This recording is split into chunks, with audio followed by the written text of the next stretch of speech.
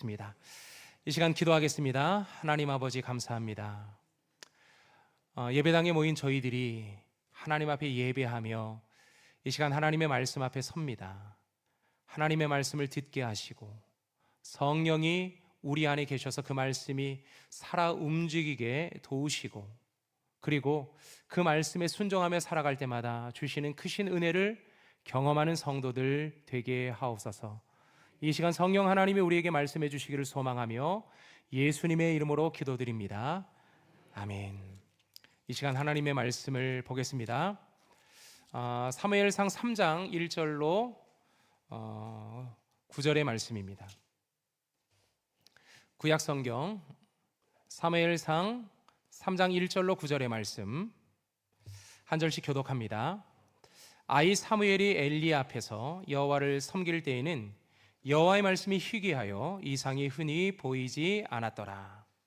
엘리의 눈이 점점 어두워 가서 잘 보지 못하는 그때에 그가 자기 처소에 누웠고 하나님의 등불은 아직 꺼지지 아니하였으며 사무엘은 하나님의 궤에 있는 여호와의 전 안에 누웠더니 여호와께서 사무엘을 부르시는지라 그가 대답하되 내가 여기 있나이다 하고 엘리에게로 달려가서 이르되 당신이 나를 부르셨기로 내가 여기 있나이다 하니 그가 이르되 나는 부르지 아니하였으니 다시 누우라 하는지라.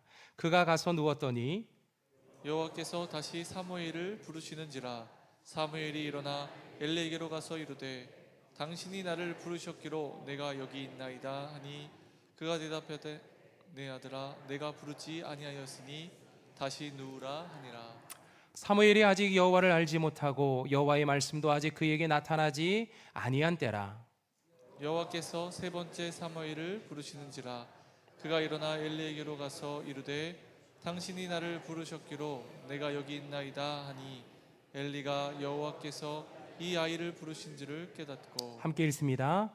엘리가 사무엘에게 이르되 가서 누웠다가 그가 너를 부르시거든 내가 말하기를 여호와여 말씀하옵소서 주의 종이 듣겠나이다 하라 하니 이에 사무엘이 가서 자기 처소에 누우니라. 아멘. 이것은 주님의 말씀입니다. 사사시대는 어떤 시대였을까요? 하나님을 잃어버린 시대였습니다. 하나님께서 많은 것을 주셨지만 날개가 꺾이고 날개를 잃어버려 끊임없이 추락하던 시대가 사사시대였습니다. 하나님께서 때마다 사사를 보내주셨거든요. 그랬지만 결국 사사들마저 하나님 말씀보다는 자기 소견대로 행했던 것을 보면 그 당시의 사회적인 환경과 그리고 영적인 어떤 분위기가 어땠는지를 우리가 짐작할 수 있습니다. 그렇게 시간이 흘러 사무엘의 시대까지 흘러왔는데요. 사무엘 시대는 어땠을까요? 사사 시대와는 좀 다른 분위기였을까요? 하나님께 가까이 나아가고 하나님의 말씀만 듣던 그런 시대였을까요? 사무엘상이 시작되면서 당시의 영적인 상태가 어떤 상황이었는지를 보여주는 한 인물이 등장하는데 그 사람은 바로 엘리 제사장입니다. 그는 40년 동안 이스라엘의 제사장으로 사사로서 활동했던 사람입니다. 그랬으니 이스라엘의 영향력이 엄청났겠죠. 하지만 엘리 제사장은 지금 어떤 상태입니까? 육신의 눈이 어두운 만큼 그의 영적인 눈도 어두워져 있었고 기도하는 것과 술 취한 것도 분별할 수 없을 정도의 영적인 분별력을 잃어버린 상태였습니다. 자녀들이 죄를 짓는 것도 통제하지 못할 정도로 가정 안에서 영향력을 잃어버린 상태였던 거죠. 그의 뒤를 이어서 홈리와 비느하스가 제사장이 되었지만 그들은 자신의 직위를 이용해서 백성들의 재물을 갈취했고 회방에서 수종드는 여인과 동침하면서 음란한 행동을 하면서 부끄러워하지도 않았습니다. 이러다 보니 엘리와 그의 아들들은 하나님의 말씀을 듣지 못했고 이 당시에 이스라엘에서는 하나님의 말씀이 희귀한 귀한 그런 시대가 되었어요. 이스라엘이 심판받을 수밖에 없는 그런 상태에 놓여져 있었던 거죠. 하지만 이스라엘이 이렇게 타락해져 가고 하나님의 말씀을 듣지 못한 백성이 많아져 가는 이 사사시대 속에서도 하나님은 이 백성들을 그렇게 끝내고 싶지 않으셨어요. 당신이 만든 세상을 죄 가운데 놔두고 싶지 않으셨던 거죠. 그래서 하나님은 특별한 구원을 준비하셨는데요, 그 서막의 이야기가 우리가 지난주에 봤던 룻기의 말씀입니다. 룻기의 말씀에 보면 다윗의 예고편이 하나 등장합니다. 이제 다윗의 이야기가 시작되겠구나. 그것을 보여주는 것이 룻기의 말씀에 등장하는데요, 여러분, 우리가 영화를 보게 되면 마지막 장면에 뭐가 나오죠? 자막이 올라갑니다. 감독은 누구고 배우는 누구고 이 영화 한 편을 만들기 위해서 어떤 사람들이 어떤 역할들을 했는지의 이야기가 쭉 나옵니다. 그때 여러분 어떻게 하십니까? 영화를 보다가 벌떡 일어나서 밖으로 나오시죠? 다 끝났으니까. 그런데 어떤 영화들을 보면 자막이 올라감에도 불구하고 관객들이 그냥 앉아 있는 경우를 봅니다. 여러분 그런 경험 하신 적이 있으시죠? 왜 그렇죠? 자막에 나와 있는 글자 한 사람 한 사람, 저 사람도 너무 귀하고 너무 애썼고 위로하고 싶고 칭찬하고 싶은데 내가 할 수 있는 것은 그냥 자리에 앉아 있는 것뿐이고, 뭐 이런 식으로 여러분 앉아 있는 게 아니라, 우리는 다 압니다. 이 자막이 다 지나면 마지막에 쿠키 영상이 하나 나올 것이라고 기대를 하고 있습니다. 그러면서 그 영화를 아는 사람들은 그것까지 보고 나옵니다. 그런데 그 쿠키 영상은 어떤 역할을 하는 거죠? 그 다음번 영화 때 어떤 영화가 진행될 것이라는 것에 대한 기대감을 주는 것이 쿠키 영상. 그래서 많은 사람들은 그것까지 보고 나오게 되죠. 룻기가 지금 그것을 보여주고 있다는 거예요. 룻기의 이야기는 모압 땅에 들어간 나오미가 며느리 룻과 함께 베들레헴으로 돌아와서 그 룻은 보아스를 만나서 결혼한 이야기, 이게 룻기의 이야기 아닙니까? 이게 4장 17절까지의 이야기라는 거예요. 그런데 4장 18절 이하 22절까지의 말씀에 보면 뭐가 나옵니까? 뭐가 나오죠? 베레스의 족보가 나오는데요, 베레스의 족보는 마치 자막이 올라가는 것처럼 이름만 등장합니다. 그죠? 이름만 한 사람씩 등장하죠. 베레스는 헤스론을 낳고, 헤스론은 람을 낳고, 람은 암미나답을 낳고, 암미나답은 나손, 살몬, 보아스, 오벳, 이세, 다윗, 이런 이야기들이 쭉 진행이 됩니다. 진행이 되면서 마지막 이름이 누가 나와요? 다윗이 언급이 되죠.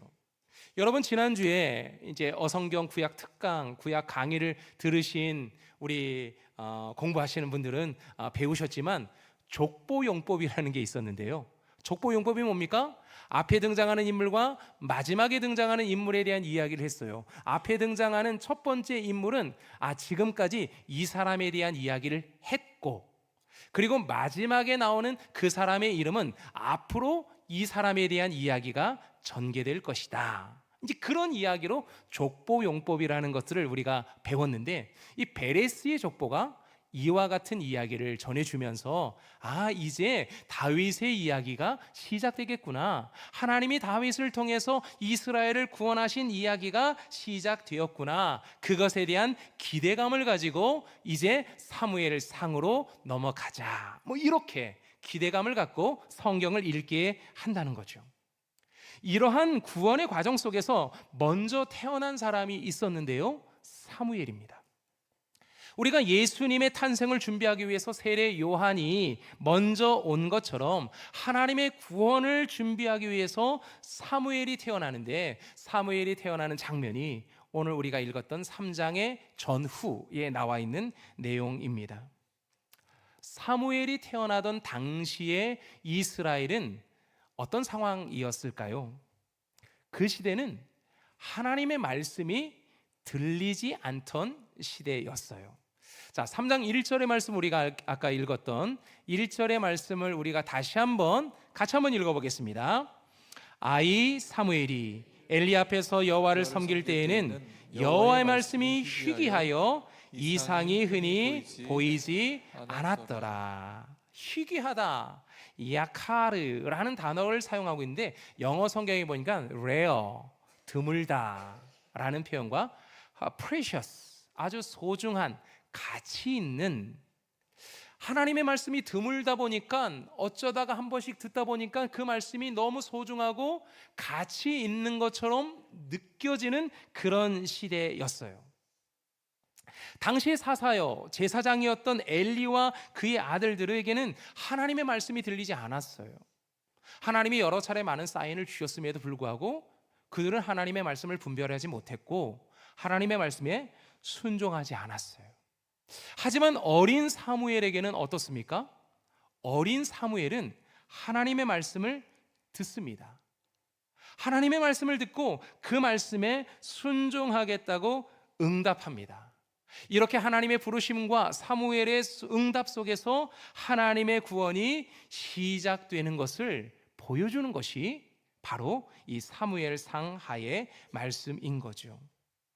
당시의 제사장이 아니라 어린 사무엘에게 말씀하셨고 어린 사무엘에게 그 말씀을 부탁하면서 전달하게 하셨어요. 그 어린 사무엘을 통해서 이스라엘 백성들에게, 죄를 짓고 있는 이스라엘 백성들에게 돌아오라고 하나님은 말씀하셨고 나중에 이제 좀 더 성장하고 성숙해서 이제 다윗 왕도 세우게 하신 거죠. 이것을 통해서 이스라엘 백성들이 하나님만 예배하는 나라, 하나님께서 돌보시고 지키시는 그런 나라로 세우기를 원하셨는데 이것을 사무엘을 통해서 그 일을 시작하신 거죠. 우리가 살아가는 이 시대를 한번 생각해 보면 사사시대와 별반 다르지 않은 것 같아요. 우리 모두는 다 각자 자기 소견에 옳은 대로 행하고 있습니다. 여러분 하고 싶은 대로 살잖아요. 여러분 마음대로 살죠? 하고 싶은 대로 우리는 삽니다. 다원주의 시대 속에 살면서 모든 것이 정답인 그런 시대 속에 우리는 살아가고 있지만 그래서 그런지 정답이 없는 시대 속에 우리는 살아갑니다. 우리의 가정에서는 하나님의 말씀이 사라졌어요. 예수님만 섬기는 가정, 하나님의 말씀만 순종하는 그런 가정의 모습들이 사라져 버렸습니다. 가정 안에서 자녀들과 말씀으로 서로 소통하면서 예배하는 것이 쉽지 않은 그런 시대 속에 우리는 살아갑니다. 자녀들과 소통하는 것이 너무 어려운 시대 속에 우리는 살아가고 있어요. 가정 안에서 하나님의 말씀을 듣는다? 쉽지 않아요. 교회에서는 어떻습니까? 교회를 다니는 성도들에게도 하나님의 말씀이 들리지 않을 때가 너무나도 많습니다. 매주일 이렇게 나와서 예배를 드리잖아요. 예배를 드리고 가면서 여러분들은 하나님의 음성을 듣고 갑니까? 하나님께서 오늘 나의 가정에, 나의 삶에, 나의 일터 속에, 내가 살아가는 삶의 현장 속에 하나님은 오늘 예배를 통해서, 사무엘의 이야기를 통해서 나에게 이렇게 말씀하셨어. 내가 그 말씀에 순종해야지. 그 마음을 가지고 여러분의 삶의 현장으로 돌아갑니까? 아니면 매주일 반복되는 이 예배 속에서 하나님의 말씀은 전해지지만 그 말씀이 들리지 않는, 하나님의 말씀이 희귀해져 버린, 그래서 하나님의 말씀을 분별해내지 못하고 살아가고 있는 것은 아닙니까? 요즘 우리가 많은 예배를 드리지만 정말 하나님의 말씀을 듣지 못하는 것 같아요. 하나님의 말씀을 우리는 듣고 있지만 그 말씀을 분별하지 못하고 내 삶에서 적용하지 못하고 살아가는, 정말 사사시대와 다를 바 없는 그런 시대 속에 우리는 지금 살아가고 있습니다. 또한 많은 사람들은 우상과 탐욕과 쾌락에 빠져 살아갑니다. 그리고 우리가 살고 있는 이 세상은 코로나와 같은 알 수 없는 전염병들이 계속해서 확산되어져 나가고 있고, 정치와 경제와 사회에서 예상하지 못했던 문제들로 인해서 우리를 불안하게 만들어가고 있습니다. 세상은 더 복잡해졌고요, 더 혼란스럽고 더 악해졌고 통제불능의 상황으로 가는 듯 합니다. 그 속에서 우리가 지금 살아가고 있어요. 정말 힘들게 직장 생활하고, 정말 힘들게 가정 생활하고, 정말 힘들게 살아가는 우리들의 삶의 모습이 참 많이 보이거든요. 이런 상황 속에서 우리 하나님은 우리를 구원하기를 원하십니다. 이런 힘들고 어려운 환경 속에 우리는 지금 살아가고 있지만, 이러한 삶을 살아가고 있는 우리를 찾아오셔서 우리에게 말씀해 주시고 우리를 구원하기를 원하시는 거예요. 우리를 구원하기 위해서 한나와 같은 기도하는 가정을 세우시기도 하고, 하나님 곁에 머물러 있던 사무엘과 같은 사람을 세워 가시기도 하면서 우리는 하나님의 말씀을 듣고, 그리고 우리를 하나님이 꿈꾸시는 나라와 하나님이 꿈꾸시는 가정으로 우리를 세우기를 원하십니다.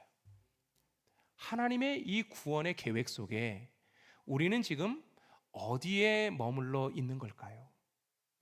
하나님이 우리를 구원해 내시기를 원하시는 이 시대적인 이 상황 속에서 우리는 과연 어디에 머물러 있습니까?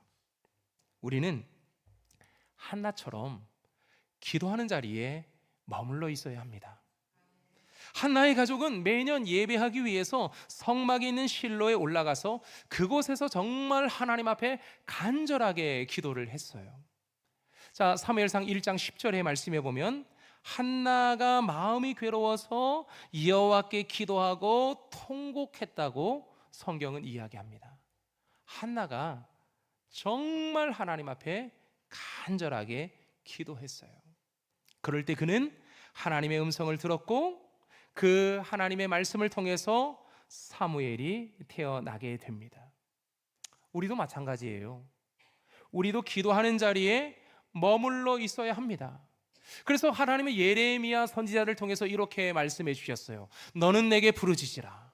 내가 내게 응답하겠고 내가 알지 못하는 크고 은밀한 일을 내게 보이리라. 하나님께서 그렇게 분명히 말씀해 주시면서 기도하라고 오늘도 우리에게 말씀해 주세요.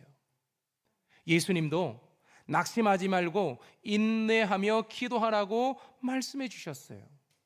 그리고 이렇게 기도할 때 하나님은 우리의 기도를 들으시고 응답하신다 말씀하고 계신 거죠. 그래서 여러분, 우리가 항상 머물러 있어야 할 그 자리는 어떤 자리냐면 기도하는 자리입니다. 하나님 앞에 나와서 기도하는 자리. 여러분, 오늘 중보기도 학교를 수료하고 여러분들 앞에서 목걸이 하나 걸고 뭐 이렇게 수료증 받고 하시는 분들이 계시죠? 이렇게 기도의 훈련을 받으면서 기도하겠다 마음의 결심과 결단이 우리들 모두에게 있어야 되는 거예요. 정말 이 나라는 기도의 제목이 정말 많습니다. 나라만 기도의 제목이 있습니까? 여러분의 가정에도 기도의 제목이 정말 많잖아요. 어린 자녀를 키우면서 육아에 지치고, 또 직장을 다니면서 직장 생활에 지치고, 또 서로 사랑해서 결혼해서 만나서 가정을 이끌어 가는데 그 가정 안에서는 계속해서 갈등이 일어나고, 그 속에서 견디고 버티는 것이 쉽지 않은 우리의 가정들이 너무나도 많습니다.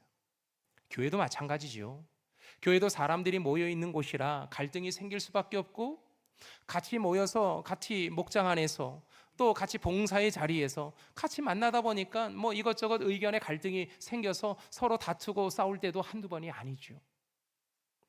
여러분, 우리의 삶에는 이와 같이 많은 어려움들이 존재하고 있다는 거예요.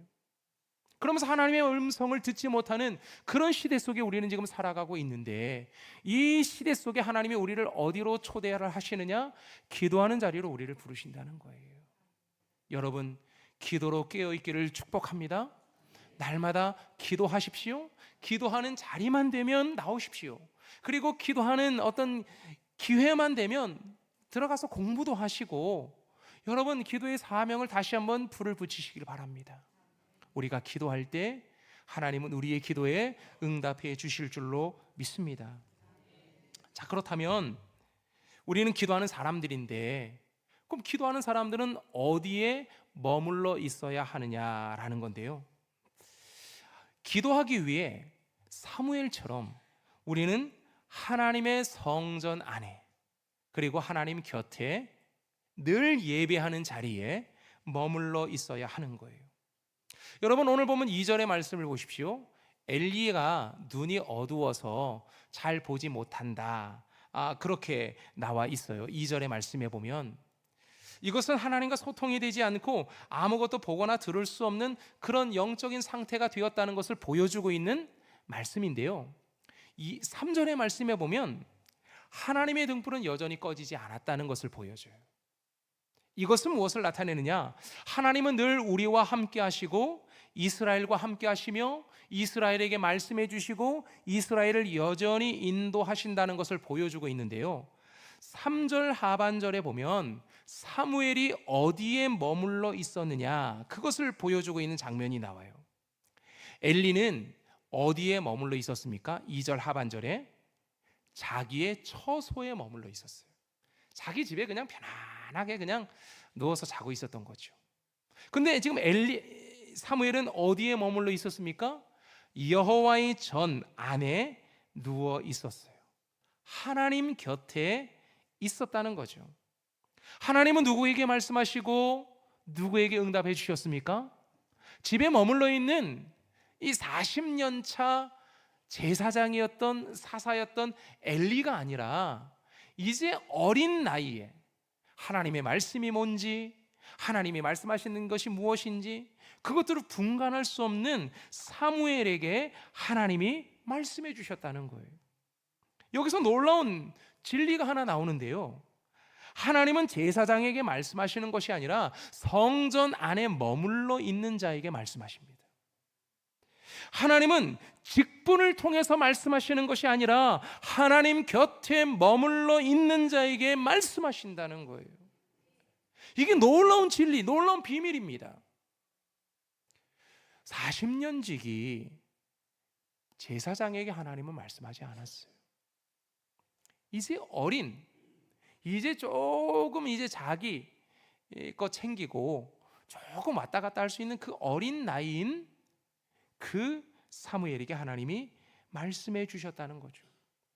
그러니 여러분, 교회 안에서 내가 직분 가졌다고 자랑할 필요 없어요. 내가 이 교회에 40년 다녔다 자랑할 필요가 없어요.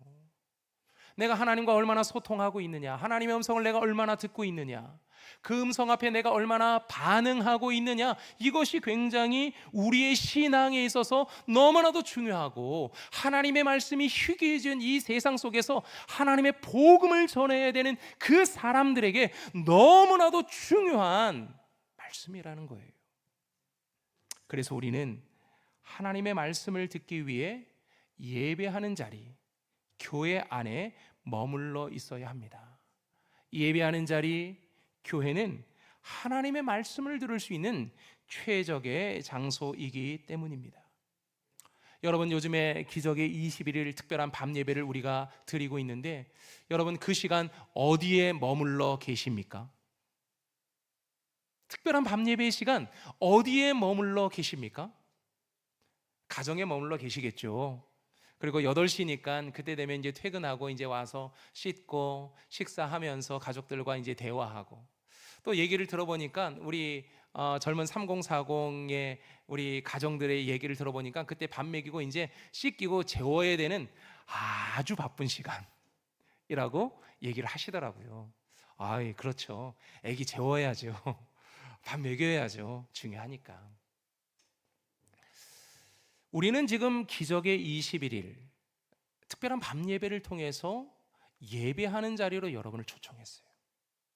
하나님을 찬양하고 말씀을 듣고 기도하는 자리로 여러분을 초청했어요. 왜요? 그것을 통해서 우리의 신앙이 더 풍성해지기를 소망하기 때문이죠. 하나님의 말씀이 희귀해져가는 이 세상 속에서 하나님의 음성을 듣고 그 말씀을 분별하며 살아가는, 그래서 하나님이 우리를 통해서 예수의 복음이 전해지기를 소망하기 때문에 여러분을 그 자리로 초대해서 함께 예배하자, 여러분들에게 그렇게 말씀을 드린 거예요. 코로나 이후에 나타나는 모습들을 보면 코로나 이후에 교회를 이제 나오지 않는 분들이 꽤 많이 있습니다. 지금도 여전히 코로나의 상황 이후로 여전히 교회를 나오지 않는 분들이 있어요. 우리가 코로나를 겪어봤지만 코로나 시대에도 우리는 다 예배했거든요. 가정에서도 예배하고 뭐 다 늘 스마트폰으로 늘 예배를 했어요. 그런데 우리의 신앙이 점점 하나님과 멀어져 가는 듯한 느낌을 받을 때가 참 많았어요. 함께 모여서 예배하고 찬양하고 기도할 때는 마음이 참 뜨거울 때가 참 많았고 예배의 집중도가 참 좋았는데 가정에서 예배하고 그렇게 예배할 때는 왠지 모르게 화장실을 왜 이렇게 자주 가는지, 그리고 목이 왜 이렇게 말라서 물을 왜 이렇게 많이 마시는지, 그리고 그날따라 그렇게 예배를 하면요 스마트폰이 내 손에서 놓여지지가 않아요. 그죠? 그래도 이 시간 이 예배할 때는 그래도 잠시 스마트폰은 가방 안에 있지 않습니까? 근데 집에서 예배 드릴 때는요 왜 이렇게 핸드폰 볼 시간이 이렇게 많아지는지, 집중도가 떨어진다는 거죠. 그러다 보니까 하나님 앞에 집중하지 못하니까 말씀이 잘 들리지 않는다는 거예요. 내 영혼의 양식은 말씀인데 말씀을 먹지 않다 보니까 하나님과의 관계도 소원해지고 우리의 영적인 상태도 영양실조에 걸리는 그와 같은 일들이 코로나 시대에 굉장히 많이 벌어졌어요. 그래서 코로나가 끝나고 예배가 회복될 때 많은 교회 목사님들이 예배당으로 나오라고 그렇게 많이 강조를 했는데, 그래서 이렇게 많이 나오신 것 아닙니까? 근데 여전히 코로나 이전의 상태, 코로나 때의 상태로 머물러 계신 성도들이 참 많이 있더라고요. 여러분, 우리가 머물러야 하는 자리는 예배의 자리입니다. 특히 예배의 자리에서 교회가 함께 예배할 때는 주일 예배 함께 나와서 예배를 하는 거예요.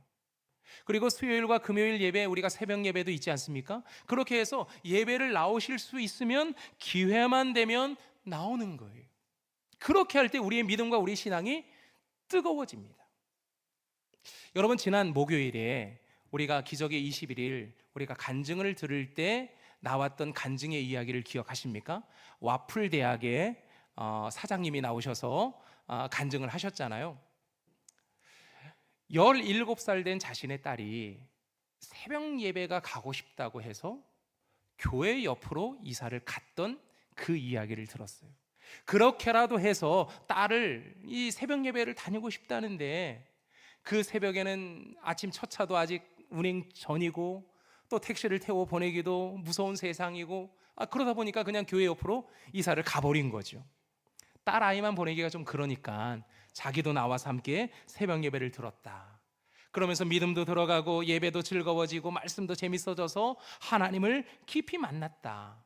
그런 이야기를 간증을 우리가 들었어요. 근데 그의 인생이 시간에 여유가 있어서 할 일이 없어서 새벽 예배를 지키고 그렇게 한 겁니까? 아니에요. 그는 하루 벌어 하루 먹고 사는 그런 인생이었어요. 모든 것이 폭삭 망하고 나서 리어카 하나 사가지고 이대 앞에 가서 노점상 하면서 하루 벌어서 하루 먹고 사는 사람. 한겨울에는 그래도 붕어빵 장사가 재밌었대요. 근데 이제 점점 날씨가 좋아지고 뜨거워지고 이 붕어빵이 쉽게 상하고 막 하니까 이게 더 이상 붕어빵 장사 힘들겠다 하다가 와플 장사로 넘어가서 와플 장사가 이 노점상 하나가 주식회사가 되고, 또 하나님이 특별한 은혜를 주셔서 제가 이제 조사를 해봤거든요. 와플 대학 주식회사 인터넷에 다 조사를 해보면서 연 매출이 얼마나 되는가 막 다 조사를 해봤거든요. 그랬더니 그 본사의 순수한 영업 이익이 연 매출이 100억이더라고요. 엄청나죠. 그리고 가맹점이 1호점, 2호점 해서 쭉 가맹점이 쭉 나와 있는데 그 가맹점 전체의 가맹점에서 이제 벌어들인 그런 수익들을 따져보니까 700억이 넘는 그런 매출들이 나온다는 그런 내용들이 기사들이 나오고 있더라고요. 어떻게 이런 것들이 가능해졌을까? 하나님이 특별한 은혜를 주신 거죠. 이 이야기를 들으면서 우리 교회도 사업하시는 여러 많은 분들이 계시지 않습니까? 기도가 절로 나왔어요. 하나님, 우리의 사업하시는 우리 집사님, 우리 장로님, 우리 성도님들의 가정에도 이와 같은 은혜가 있었으면 좋겠어요. 그렇게 기도를 했어요. 그런데 사실 특별한 은혜죠. 그런데 하나님이 그 순수한 마음을 보신 거 아닌가? 그런 생각이 들더라고요. 이사를 하면서까지 새벽 예배를 지키려고 하는 그 마음, 하나님 앞에 예배하면서 기도하면서 늘 성경을 읽으려고 하다가 그런 얘기 하잖아요. 성경 읽다가 반죽통에 성경을 빠뜨린 이야기. 늘 하나님 곁에 머물며 살고 싶은 그 마음, 그 노력, 그 수고, 그 성실함, 그 부지런함, 그런 것들이 하나님께서 이 가정에, 이 기업에 특별한 은혜를 주신 것이 아닌가, 그런 생각이 들더라고요. 여러분, 예배를 사랑하시길 바랍니다. 교회를 사랑하시길 바랍니다. 늘 하나님 곁에 머물러 있는 저와 여러분이 되기를 원합니다. 하나님께서 그 시간들을 통해서 우리에게 특별한 은혜로 채워주실 줄로 믿습니다. 그리고 우리가 기도하는 자리와 예배하는 자리에 머물러 있는 우리가 그 다음에 있어야 될 자리는 어디냐면 순종하는 자리예요. 순종하는 자리. 기도 가운데 하나님이 말씀하죠. 예배 가운데 우리 가운데 말씀하죠. 그럼 우리가 말씀을 들은 이후에 우리는 어디에 머물러 있어야 하느냐? 순종의 자리에 머물러 있어야 하는 거예요. 사무엘이 여호와여 말씀하옵소서, 주의 종이 듣겠습니다. 그 말씀에 순종하는 삶을 살았죠. 그럴 때 하나님께서 사무엘을 통해서 이스라엘의 구원을 일으킬 만한 다윗이라는 인물도 세워주시고 이스라엘의 영적인 풍요의 시간, 풍년의 시간으로 하나님이 그렇게 이끌어 가신 거거든요. 하나님에 의해 창조된 세상이 불순종할 때 심판을 받았어요. 불순종으로 아담과 하와는 에덴에서 쫓겨났고요. 불순종으로 노아 시대에는 홍수가 일어났고요. 불순종으로 이스라엘 백성들은 40년 광야를 헤맸고요. 불순종으로 하나님이 약속하신 가나안 땅에 들어갔지만 그 땅에서 쫓겨나야만 했습니다. 하지만 노아의 순종으로 방주가 만들어졌어요.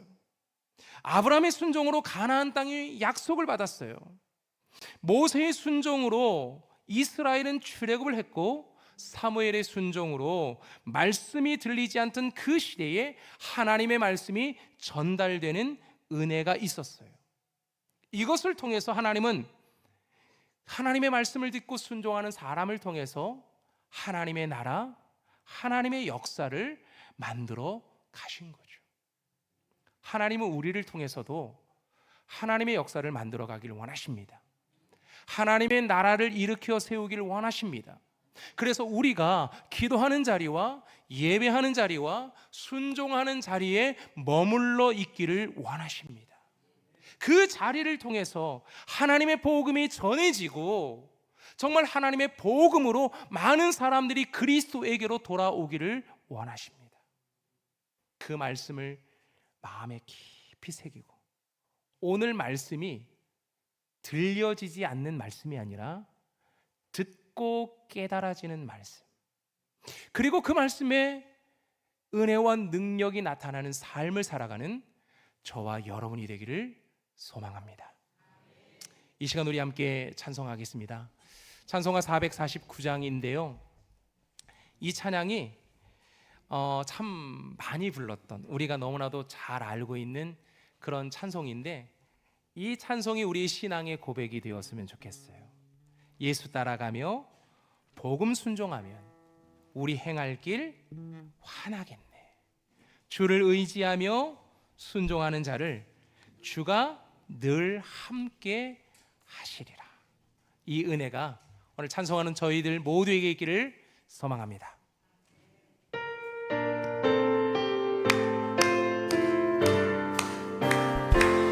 예수 따라가며 복음 순종하며 우리 행할 길 환하겠네. 주를 의지하며 순종하는 자를 주가 늘 함께 하시리라.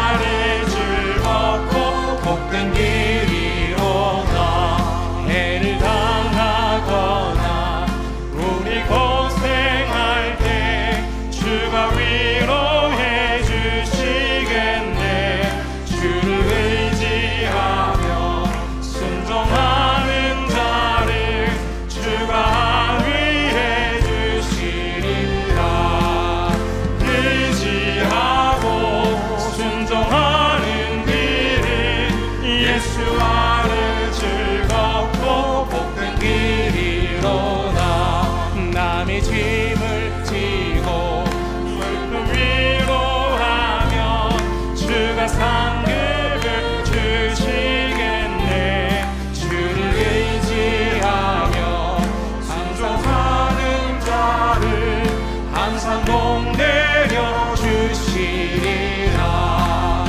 의지하고 순종하는 길은 예수 안에 즐겁고 복된 길이로다. 우리 받은 것을 주께 다 드리면 우리 기쁨이 넘치겠네. 주를 의지하며 순종하는 자를 은혜 풍성케 하시리라. 의지하고 순종하는 길은 예수 안에 즐겁고 복된 길이로. 주를 힘입어서 말씀 잘 배우고 주를 모시고 살아가세. 주를 의지하고 순종하면 주가 사랑해 주시리라. 의지하고 순종하는 길은 예수 안에 즐겁고 복된 길이로다. 할렐루야. 의지하고 순종하는 길은 예수 안에 즐겁고 복된 길입니다. 이 은혜가 우리 모두에게 있기를 원합니다. 이 고백이 저와 여러분 모두에게 있기를 소망합니다. 그래서 한 번 더 찬양하려고요. 4절 5절 한 번만 더 찬양하려고요. 4절 5절 한 번 더 찬양하면서 의지하고 순종하는 길은 예수 안에 즐겁고 복된 길입니다. 이것을 전하면서 살아가는 인생이 되어야 되지 않습니까? 그래서 이 시간 우리 옆에 있는 분에게 그렇게 이 후렴 부분 할 때는 옆 사람 얼굴 보면서 의지하고 순종하는 길은 예수 안에 즐겁고 복된 길입니다. 이 길이 진리고 이게 믿음입니다. 그 믿음으로 이 시간 우리 한번 옆 사람과 고백하면서 후렴할 때는 우리 옆 사람을 보는 겁니다. 우리 4절 5절을 우리 한 번만 더 하겠습니다.